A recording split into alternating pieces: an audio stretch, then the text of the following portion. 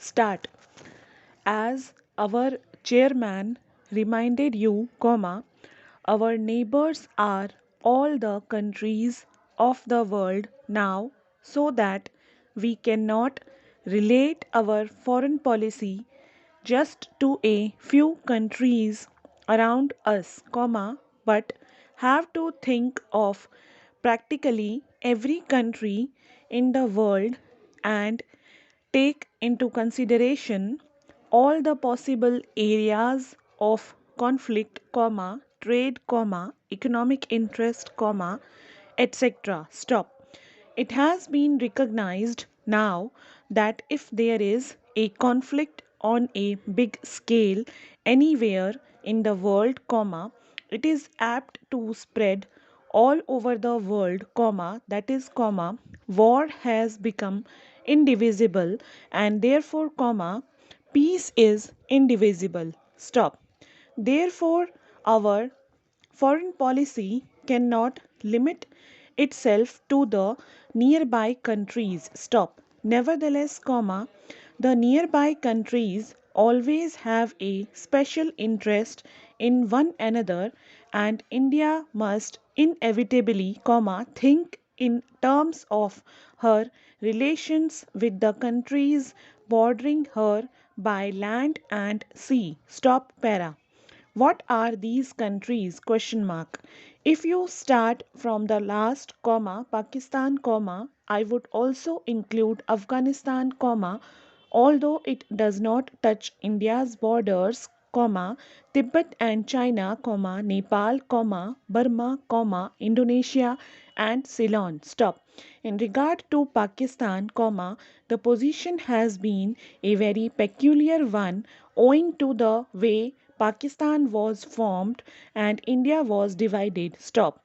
And there have been not only all the upsets that you all know, but something much deeper, and that is, a complete emotional upset of all the people in India and Pakistan because of this. Stop. It is a very difficult thing to deal with, a psychological thing, which cannot be dealt with superficially. Stop. A year and a half or more has passed, and there is no doubt at all that our relations have improved and are improving. Stop. There is also no doubt at all in my mind that it is inevitable for India and Pakistan to have close relations sometime or other in the future. Stop para. I cannot state when this will take place, but situated as we are, with all our past, we cannot really be just indifferent neighbors. Stop. We can be either hostile to each other or very friendly to each other. Stop. Ultimately, we can only be really very friendly, whatever period of hostility may intervene in between, because our interests are so closely interlinked. Stop. As far as the other countries are concerned, our relations with others are quite friendly. Stop. Take for instance, Afghanistan, and our relations with Afghanistan are exceedingly friendly, and our relations with Tibet and Nepal and all the neighboring countries are also very friendly. Stop. If our neighboring countries have, in a sense, the first place in our minds, then the second place goes to the other countries of Asia with whom we are also fairly intimately connected. Stop. Now, India is very curiously placed in Asia, and her history has been governed a great deal by the geographical factor plus other factors. Stop. Whichever problem in Asia you may take up, somehow or other, India comes into the picture. Stop. Whether you think in terms of China or the Middle East or Southeast Asia, India immediately comes into the picture. Stop. It is so situated that because of past history, comma, traditions, comma, etc., comma, in regard to any major problem of a country or a group of countries of Asia, India has to be considered. Stop. Whether it is a problem of defense or trade or industry or economic policy, comma, India cannot be ignored. Stop. She cannot be ignored, comma, because as I said, comma, her geographical position is a compelling reason. Stop. She cannot be ignored also, comma, because of her actual or potential power and resources. Stop. Para.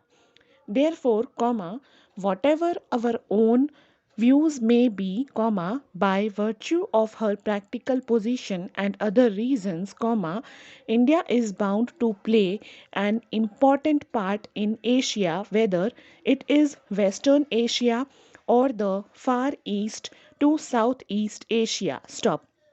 It also happens, comma, of course, comma, that even culturally speaking, comma, our bonds are very great with all these parts of Asia, comma, whether it is Western Asia of the Far East or Southeast Asia, and these bonds are very old and very persistent. Stop.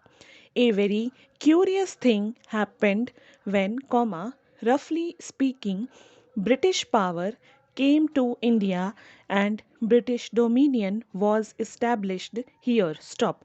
This was the reason why we were cut off from our neighboring countries of Asia. Stop.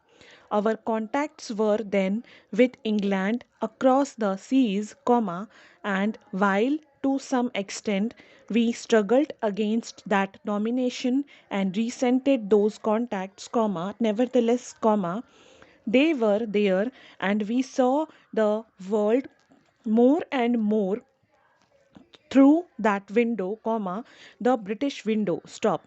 Very few people went to the other Asian countries from India, and very few came here from there. Stop. And even those few people from Asia we met, comma, we met in Europe and not in Asia. Stop. Now, in recent years, that process has been reversed or is being reversed for a variety of reasons. Stop. Initially, comma, I suppose, comma, the one major factor was air travel. Stop. Air travel brought us immediately into close contact with our neighbors, comma, because if we went to Europe, comma, we passed through Baghdad and Tehran and other places. Stop. Air travel is not the only factor, comma, there are also political reasons that are now bringing about these changes for future development. Stop.